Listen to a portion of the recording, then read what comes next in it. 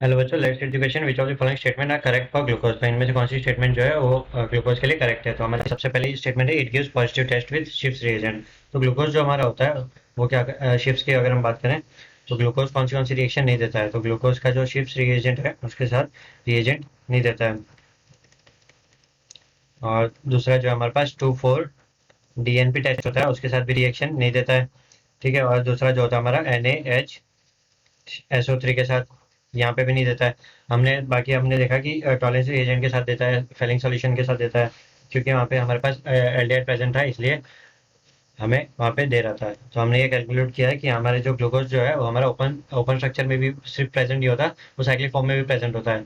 तो वो उस टाइम पे हमारे उसमें जो है एल्डिहाइड ग्रुप प्रेजेंट नहीं होता है।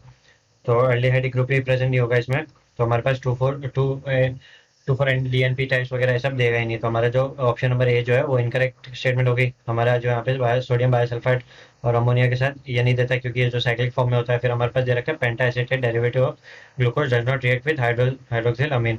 ये क्यों नहीं देता है? क्योंकि जो हमारे पास ग्लूकोज जो है हमारा साइक्लिक फॉर्म में प्रेजेंट है। तो साइक्लिक फॉर्म में प्रेजेंट है जब, तो ये रिएक्शन कैसे प्रेजेंट रिएक्ट करेगा जब हमारे पास एल्डिहाइड ग्रुप ही प्रेजेंट नहीं है। हाइड्रोक्सिल अमीन जो हमारा एल्डिहाइड ग्रुप प्रेजेंट होता है वो क्या करता है, हमारा ऑक्सीजन फॉर्म करता है और हमारे पास वाटर मॉलिक्यूल निकल जाता है इसमें। तो हमारे यहाँ पे एल्डिहाइड ग्रुप ही नहीं है, तो ये रिएक्शन कैसे करेगा? तो हमारा जो सी स्टेटमेंट है वो करेक्ट हो जाएगा। फिर हमारे पास दे रखा है, it gives positive test with Fehling solution. ये जो हमारा फेलिंग और टॉलेंस रिएक्शन दोनों के साथ पॉजिटिव टेस्ट देता है। तो हमारा ये सी एंड डी हमारे करेक्ट स्टेटमेंट आ जाएगा। ठीक है। I hope you understood it well. All the best.